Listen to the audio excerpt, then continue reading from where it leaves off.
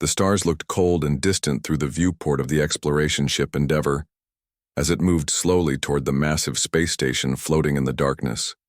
Commander Jake Morrison stood with his hands behind his back, watching the alien structure grow larger with each passing minute. The station was unlike anything humans had ever built. It looked like a giant crystal flower made of metal and glass spinning slowly in the void.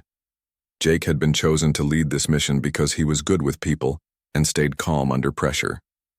Behind him, his team prepared for what would be the most important meeting in human history. Dr. Lisa Carter checked her translation devices one more time. She was nervous but tried not to show it.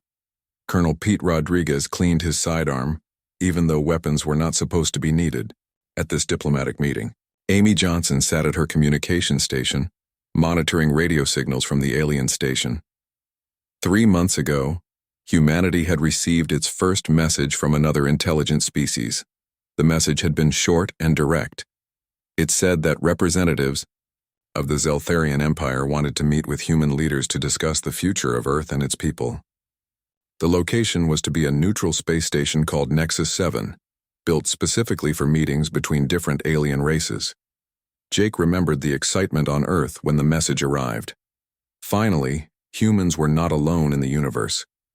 Scientists, politicians, and ordinary people all shared the same hope that this meeting would lead to friendship, trade, and a bright future among the stars. Jake had felt that hope too, but something about the alien message bothered him. The tone seemed cold and demanding rather than friendly. The Endeavour docked with Nexus 7 with a soft thud that Jake felt through the floor. The station's artificial. Gravity kicked in as soon as the airlock sealed. Jake took a deep breath and turned to his team. "Remember, we are here to represent all of humanity," he said.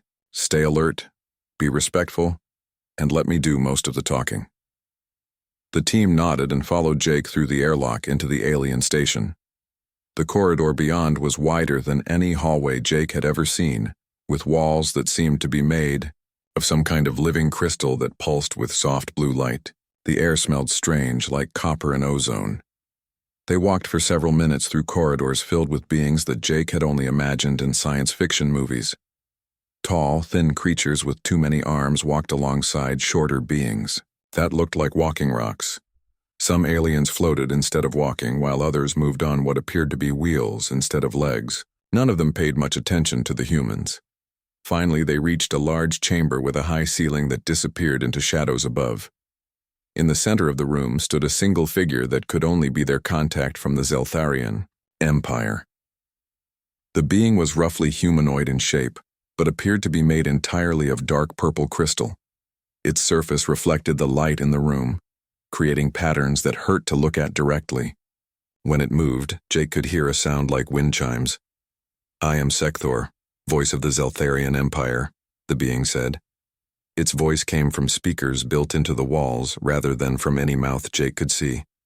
"You are the representatives of the species that calls itself human." Jake stepped forward and tried to smile in what he hoped was a friendly way. "I am Commander Jake Morrison, representing Earth and all humanity.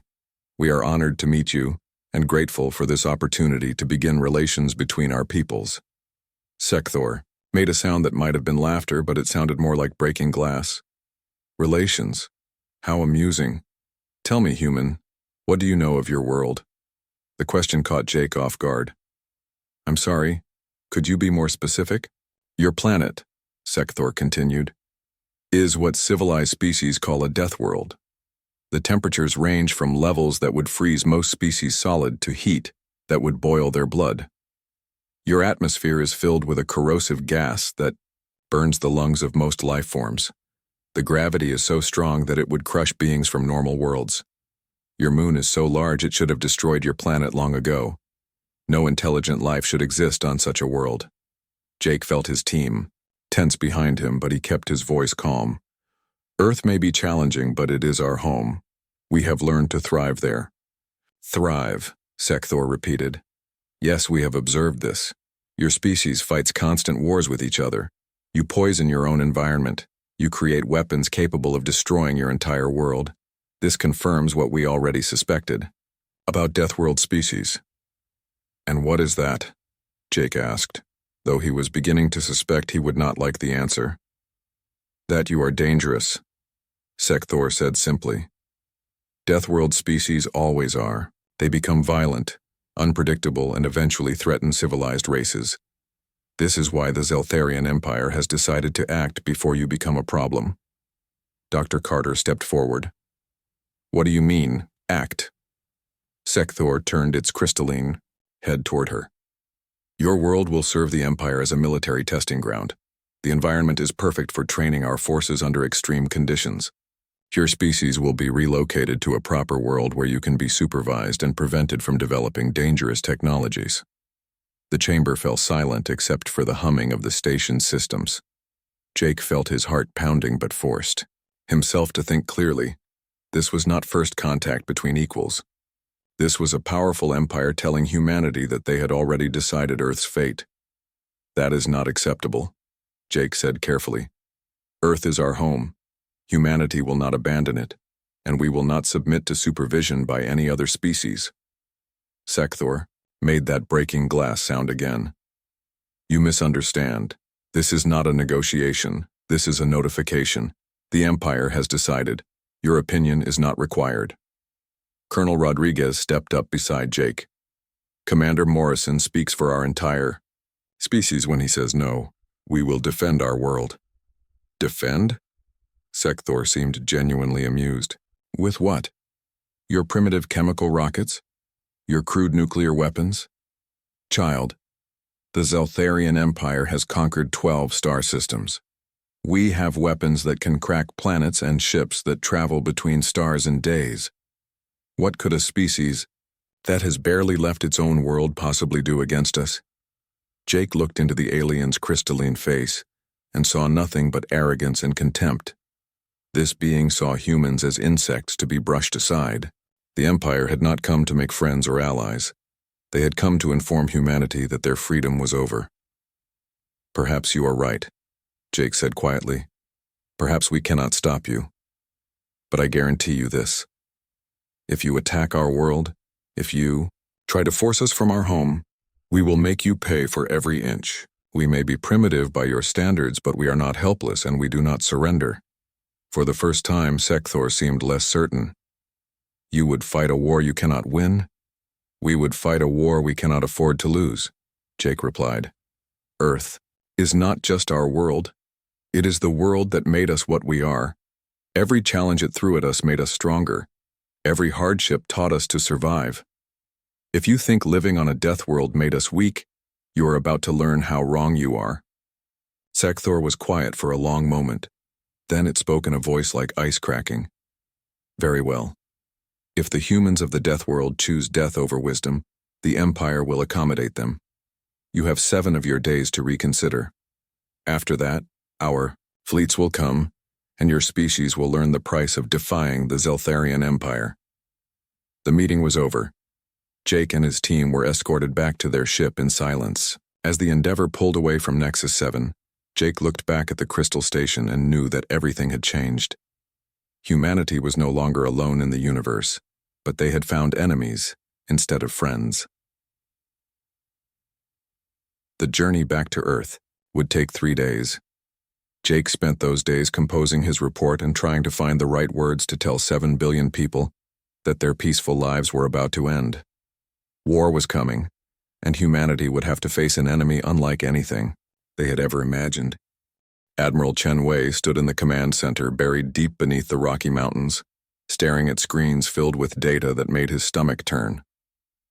7 days had passed since Commander Morrison's return from Nexus 7, and those 7 days had transformed Earth from a peaceful world into a military fortress preparing for the impossible. The massive underground facility buzzed with activity as hundreds of people worked around the clock. Engineers, scientists, military officers, and civilian volunteers all shared the same desperate goal: find a way to defend humanity against an enemy that could destroy planets. "Status report," Chen said to the woman sitting at the primary tactical station. Susan Brooks looked up from her computer screen. Dark circles under her eyes showed that she had not slept much in the past week. As Earth's leading spacecraft engineer, She had been tasked with the impossible job of turning humanity's small collection of exploration ships into a fighting force. "We have 43 vessels that can be armed and used in combat," Susan said. 31 are converted cargo ships, 8 are mining vessels, and 4 are actual military prototypes we were building for asteroid defense. None of them were designed to fight ships that can travel between stars. Chen nodded grimly.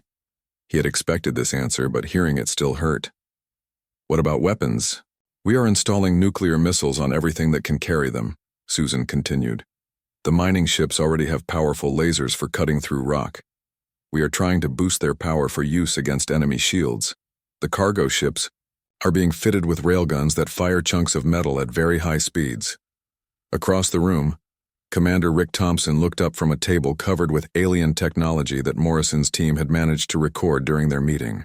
Rick was humanity's best military strategist, and he had been studying every piece of information about Zeltharian capabilities.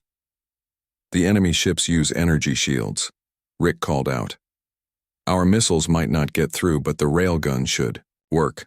Kinetic energy is kinetic energy, no matter how advanced their technology is." Chen walked over to Rick's table. "What else do we know about how they fight?" Rick pointed to a diagram he had drawn. "From what we observed at the space station, they like formations. Everything is neat, organized, and follows predictable patterns.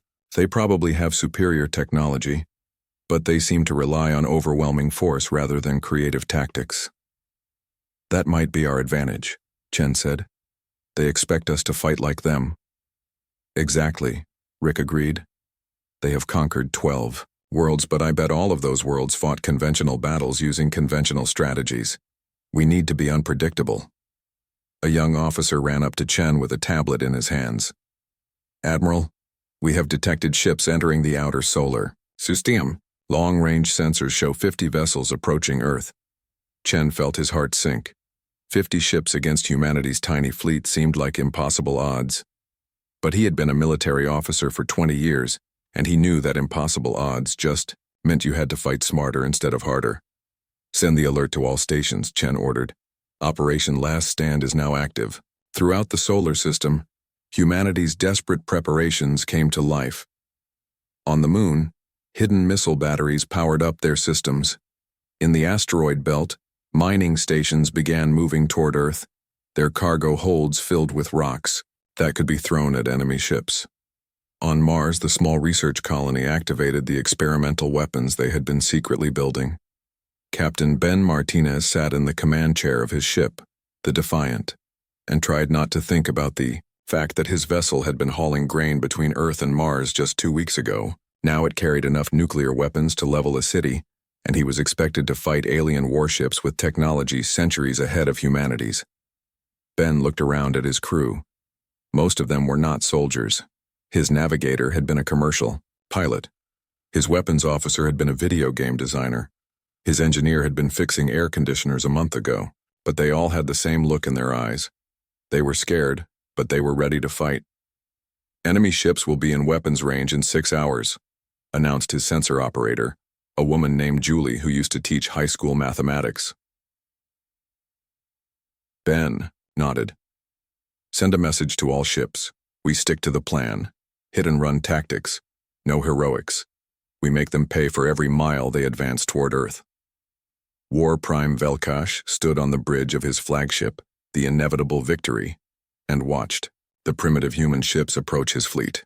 The alien commander was tall and elegant with crystal skin that shifted from purple to blue depending on his mood. Right now, his skin showed the deep blue of confidence mixed with contempt. "They actually intend to fight," he said to his second in command. How refreshingly naive. The Zeltharian fleet moved in perfect formation through space. Each ship was a work of art, sleek and deadly, powered by technology that could bend the laws of physics. Their weapons could punch holes through planets. Their shields could stop anything the humans might throw at them. "War Prime," reported his tactical officer.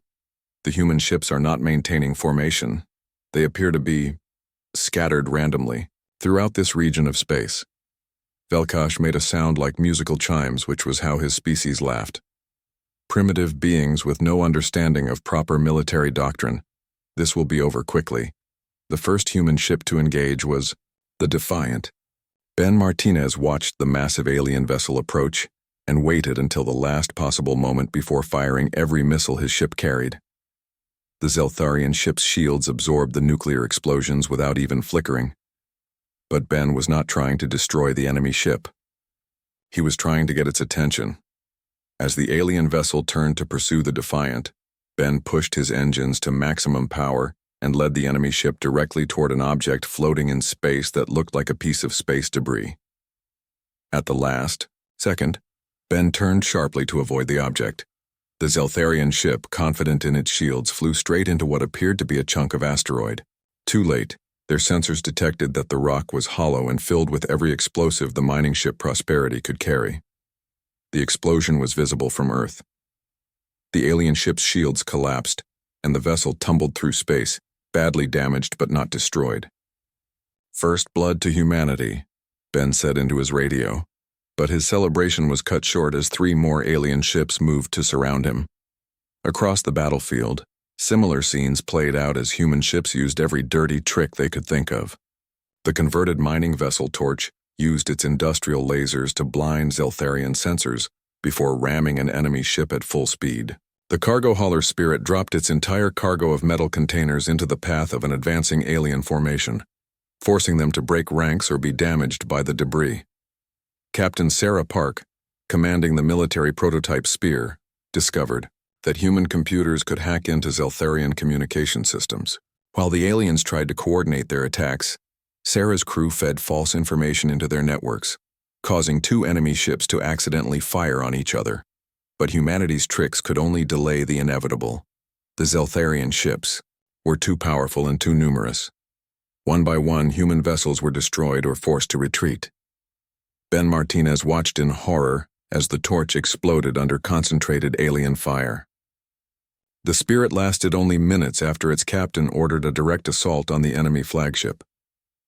On his command ship, War Prime Velkash watched the battle with growing unease. Yes, his forces were winning, but the humans were not fighting like any enemy he had faced before. They used tactics that made no sense. They sacrificed their ships without hesitation. They turned debris and empty space into weapons. Most disturbing of all, they did not surrender. Even when their ships were crippled and helpless, the human crews continued to fight. Some actually steered their damaged vessels directly into Zeltharian ships, turning themselves into guided missiles. War Prime, his tactical officer, reported, "We have destroyed 31 human vessels, but our own losses are unexpected. 7 ships are destroyed, and 15 more are damaged." Velkash stared at the tactical display. He had expected to lose perhaps 1 or 2 ships to human desperation. Instead, these primitives had managed to damage nearly half his fleet, using nothing but converted civilian ships and creative thinking. "Send a message to the human fleet," Velkash ordered. "Offer them terms for surrender." The response came back within minutes. It was brief, and came from Admiral Chen Wei himself. "Come and take our world if you can." As the surviving human ships regrouped for another attack, Velkash realized that his easy victory had turned into something else entirely. The humans were not just fighting for their planet. They were fighting like cornered animals with nothing left to lose. And cornered animals, he was beginning to understand, were the most dangerous creatures in the universe. Dr. Alex Turner sat in the medical facility beneath New York City, staring at images that changed everything humanity thought they knew about their enemy. 3 days had passed since the first battle in space, and the Zeltharian forces had begun landing troops on Earth. What Alex had discovered in the captured alien bodies would shift the entire war.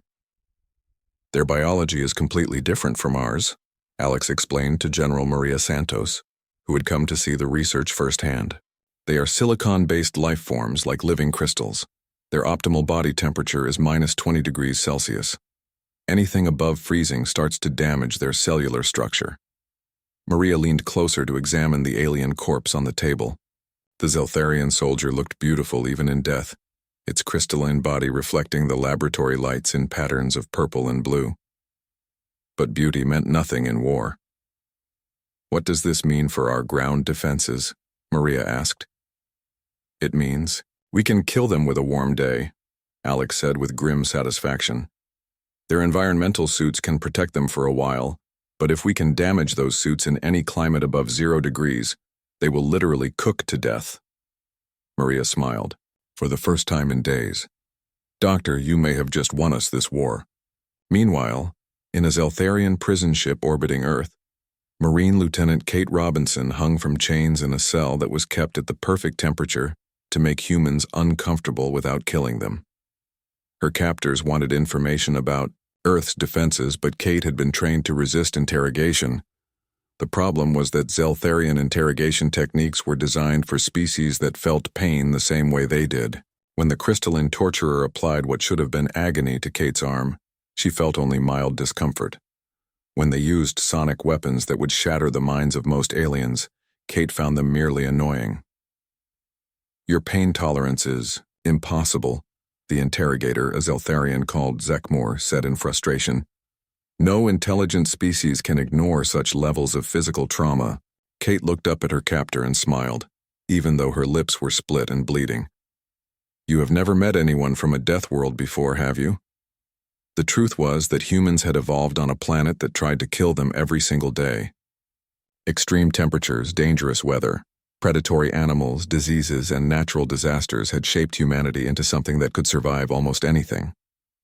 What seemed like impossible pain tolerance to the Zeltharians was just another Tuesday for a species that had learned to function with broken bones, infected wounds, and exhaustion that would kill most other life forms. When Kate dislocated her own shoulder to slip out of her restraints, Zekmor watched in horror. When she used a piece of broken crystal from the wall to cut through the energy field holding her cell door, the alien guard could barely comprehend what he was seeing. Kate fought her way through the prison ship using nothing but improvised weapons and tactics that seemed insane to her captors. She moved through ventilation shafts that were too small and hot for Zeltharian bodies. She used the ship's own fire suppression system to flood sections with carbon dioxide that was harmless to humans, but toxic to silicon-based life forms. By the time she reached the escape pods, Kate had freed 17 other human prisoners and left a trail of confused and terrified aliens behind her. Her escape pod landed in the Canadian wilderness, where she immediately began organizing local resistance forces. Back on Earth's surface, the war had taken a turn that no one had expected. General Maria Santos had ordered all human forces to retreat to the coldest regions of the planet. What looked like a strategic withdrawal was actually a trap that used Earth's environment as a weapon. The Zeltharian ground forces, led by Battle Commander Thexil, followed the retreating humans into northern Canada, confident that their superior technology would end the ground war quickly. Their armor was designed to handle the vacuum of space and the heat of plasma weapons. A little cold weather should not be a problem.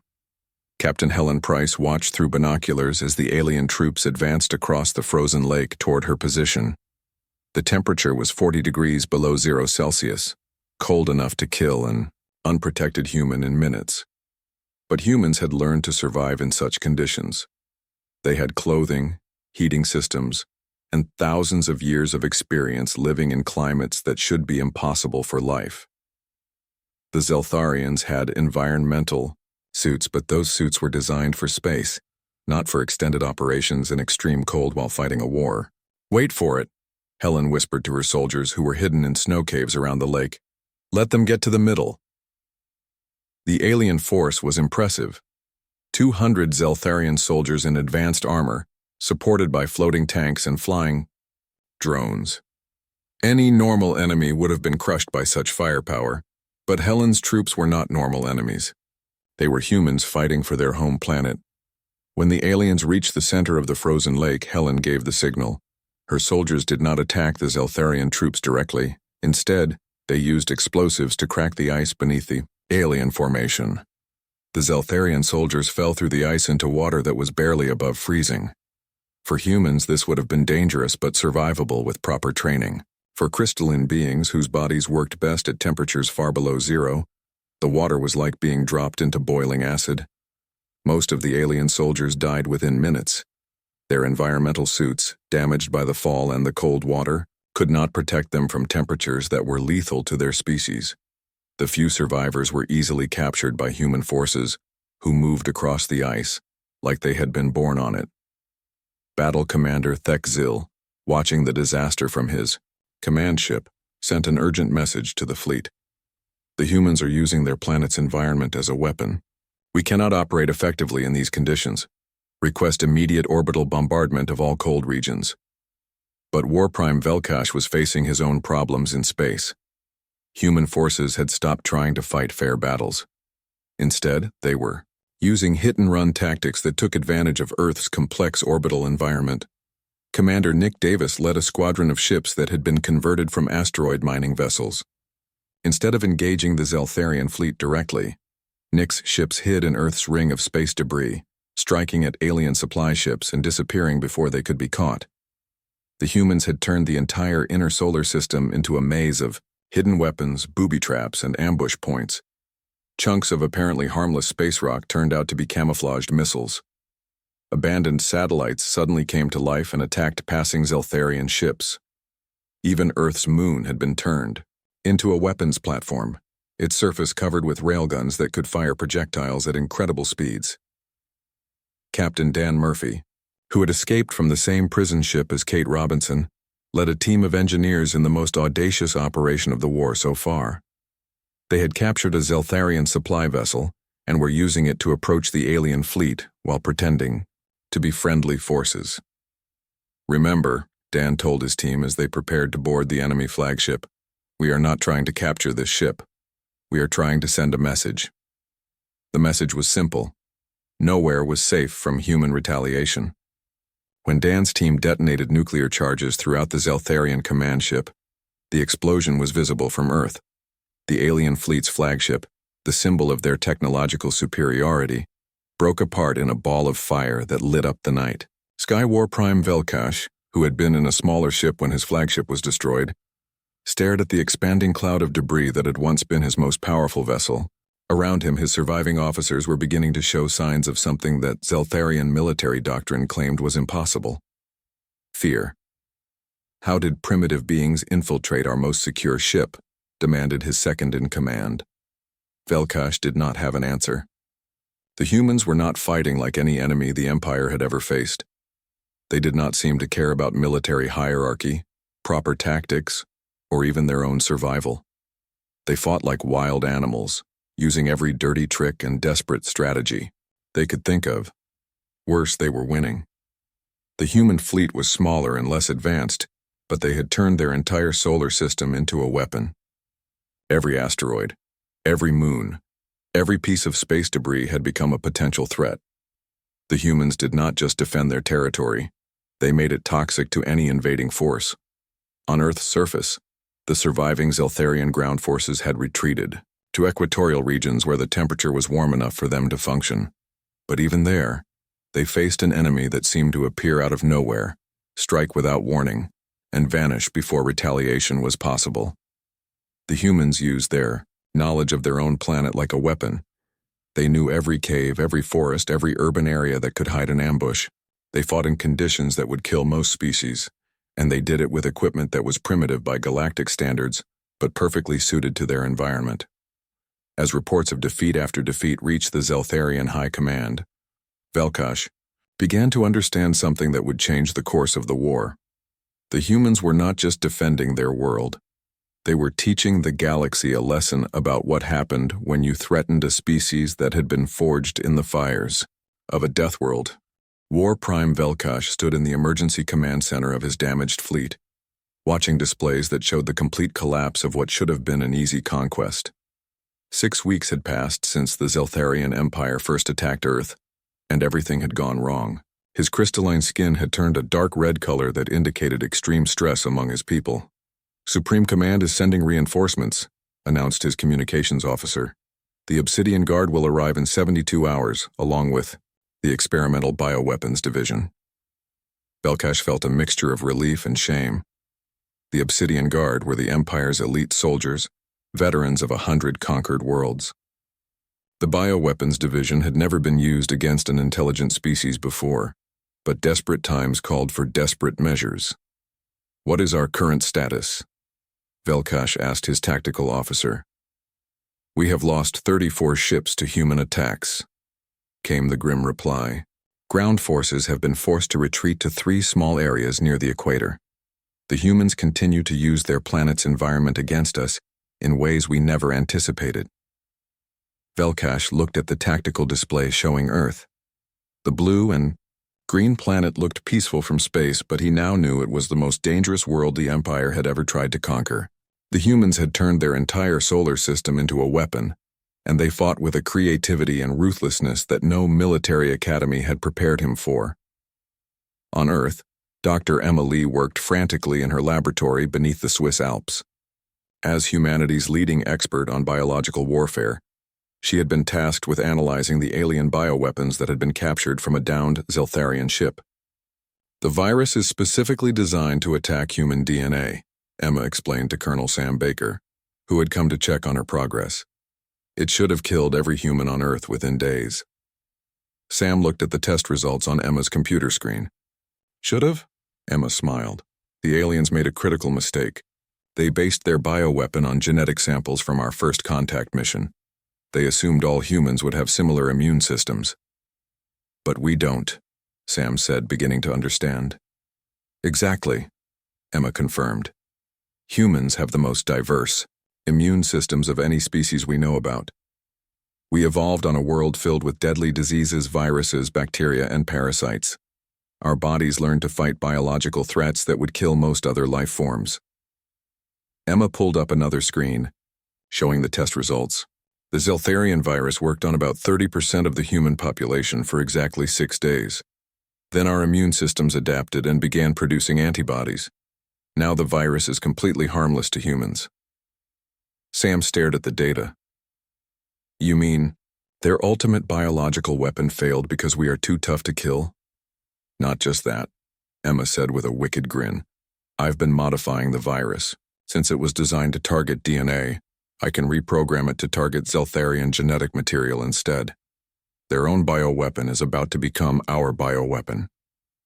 While Emma worked on turning alien weapons against their creators, other human forces were taking the offensive across the solar system.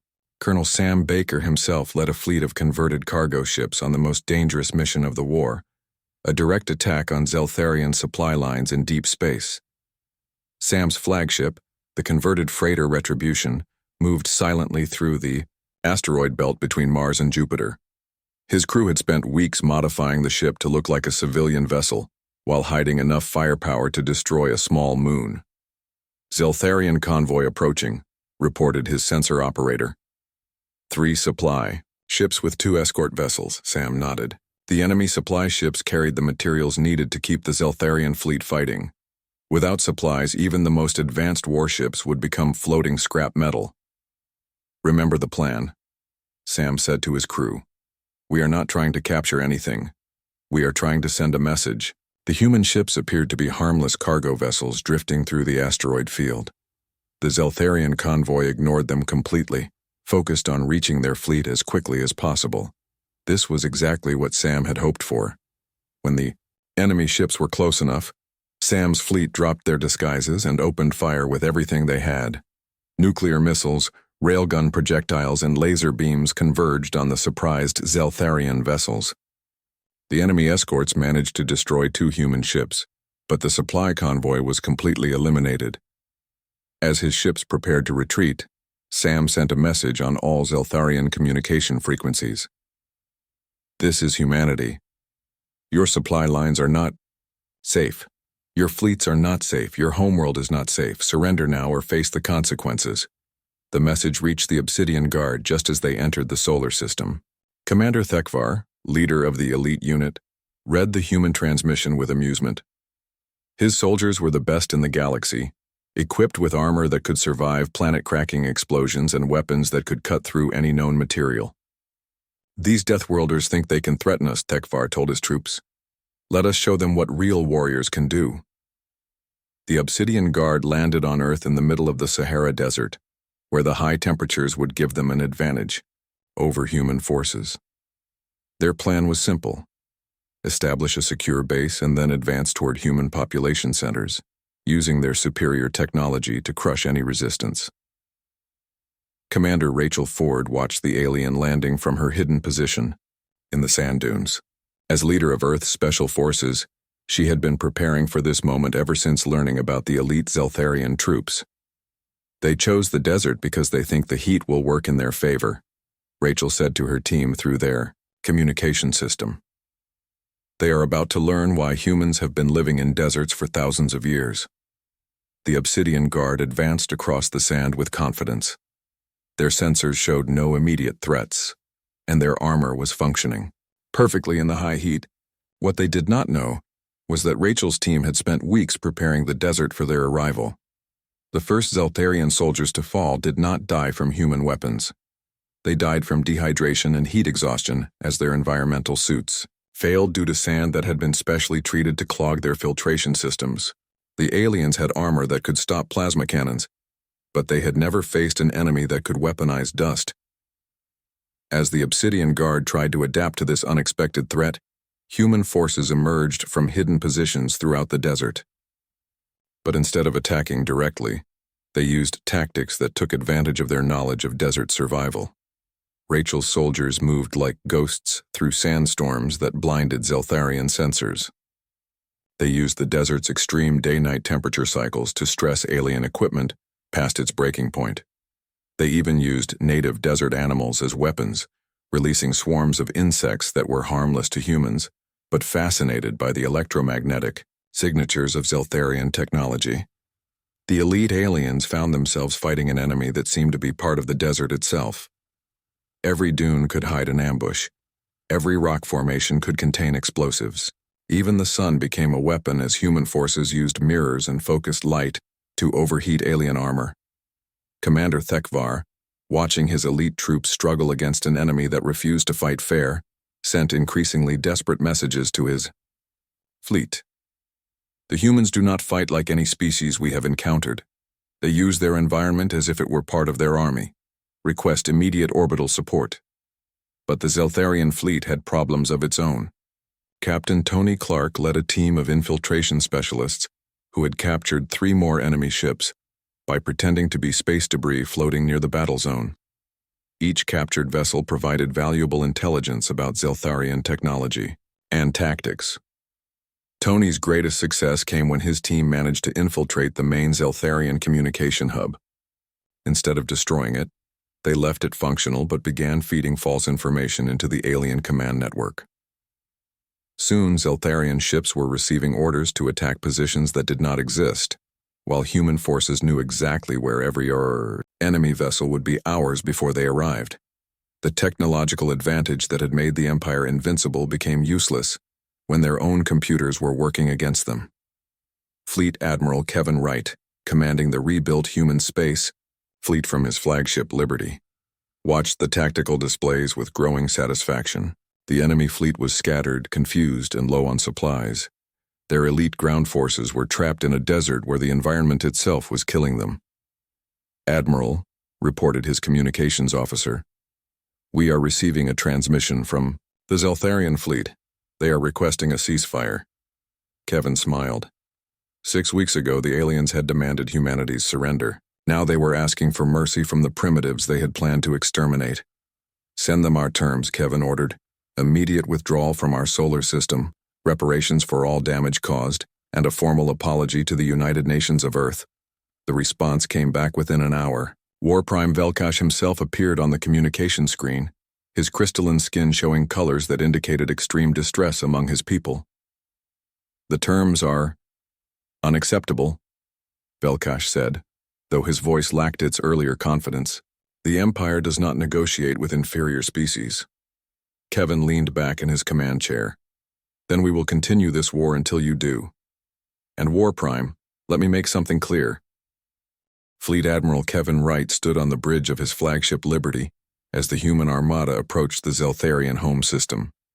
Around him, 60 ships carried the survivors of humanity's desperate defense of Earth.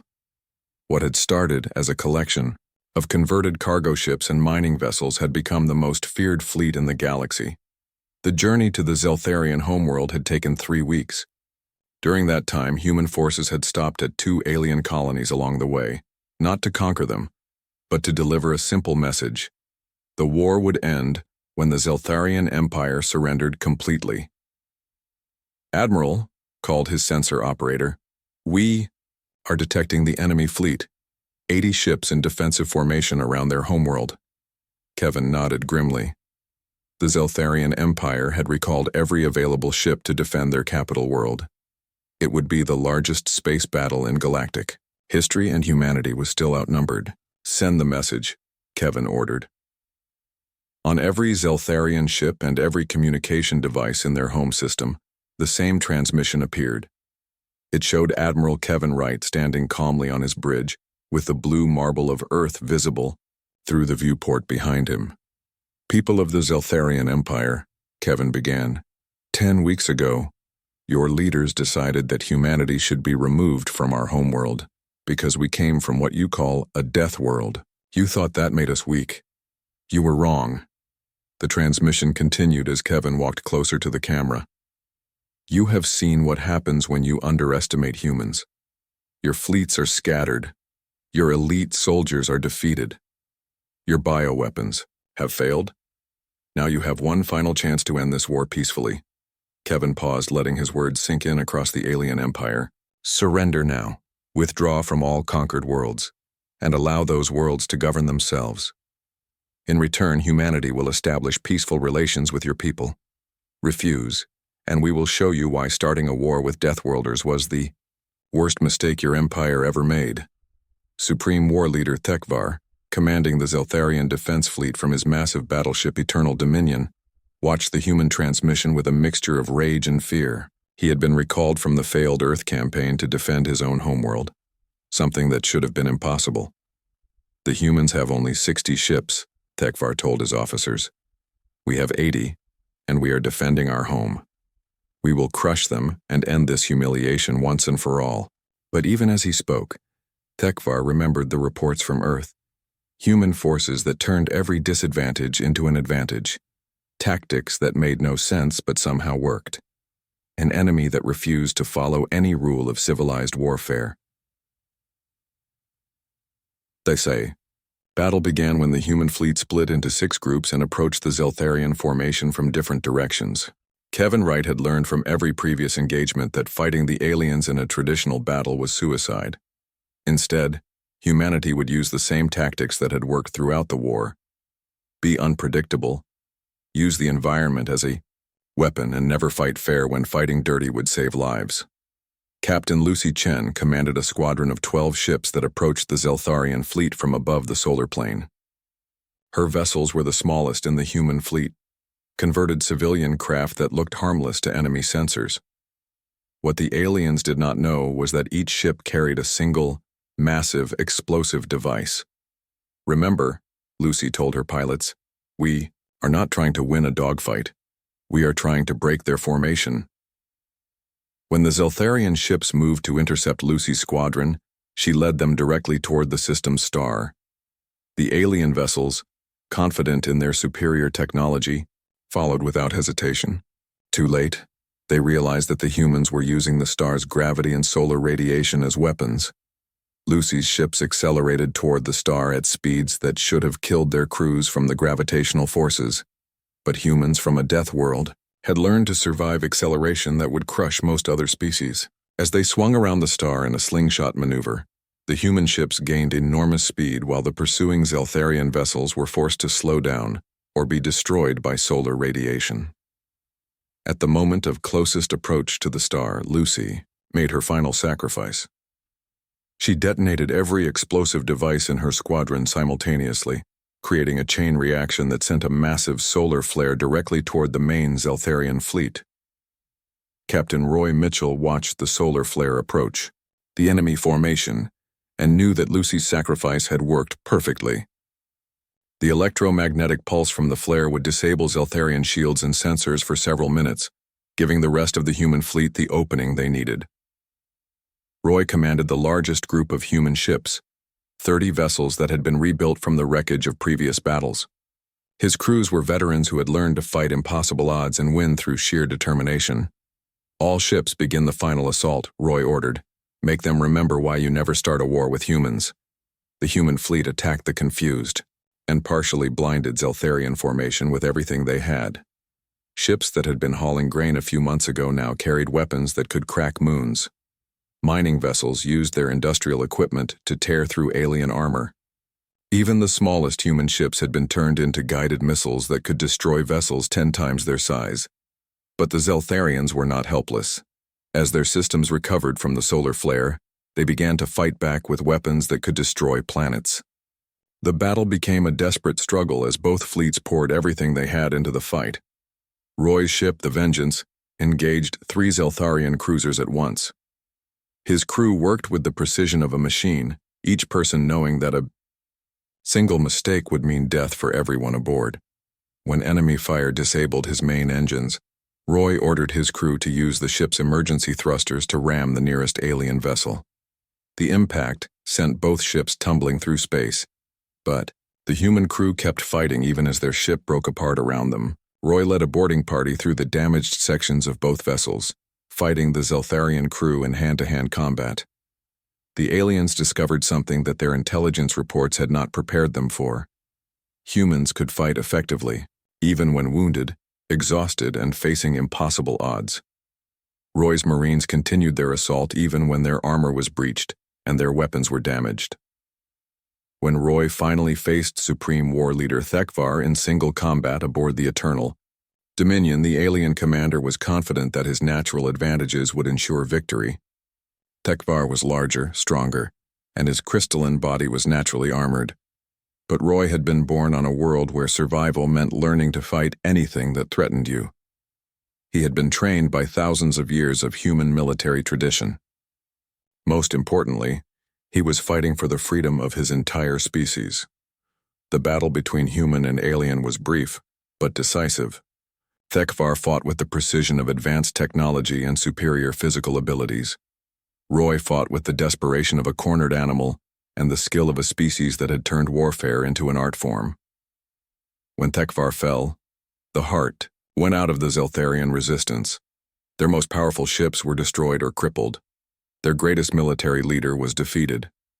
Their homeworld lay defenseless before an enemy they had tried to exterminate. Admiral Kevin Wright stood in the command center of the captured Zeltharian flagship and looked out at the alien homeworld.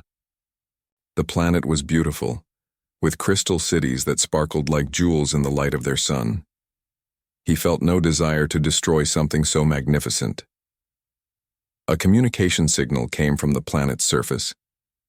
It was Emperor Sekthanor himself, the supreme ruler of the Zeltharian Empire. "We surrender," the Emperor said simply. "The Empire yields to humanity. We will withdraw from all conquered worlds and accept whatever terms you offer." Kevin nodded. "The terms are simple. All worlds conquered by your empire will be granted independence. Your military will be reduced to a defensive force only, and you will pay reparations to rebuild everything you destroyed on Earth." The Emperor agreed immediately. "And what of our people? Will you rule over us as we tried to rule over you?" Kevin smiled. "We never wanted to rule anyone. We just wanted to be left alone to live our lives in peace. Honor the agreement and humanity will be a friend to your people. But remember this lesson. Never again underestimate a species just because they come from a world you consider primitive." As the human fleet prepared to return to Earth, Kevin sent one final message to the galaxy. It was broadcast on every communication frequency and translated into every known language. "This is Admiral Kevin Wright of the United Earth Fleet. Today the war between humanity and the Zeltharian Empire has ended. Let this be a warning to any other species that might consider humanity an easy target because we come from what you call a death world." Kevin paused, looking directly into the camera. "We are the children of Earth. We are the species that learned to thrive on a world that tried to kill us every single day. We do not seek conquest, but we will not accept subjugation. We offer friendship to all who come in peace, but to those who come as conquerors we offer only this promise. You will learn why starting a war with Deathworlders is a mistake you will only make once. The transmission ended, and the human fleet began its journey home. Behind them,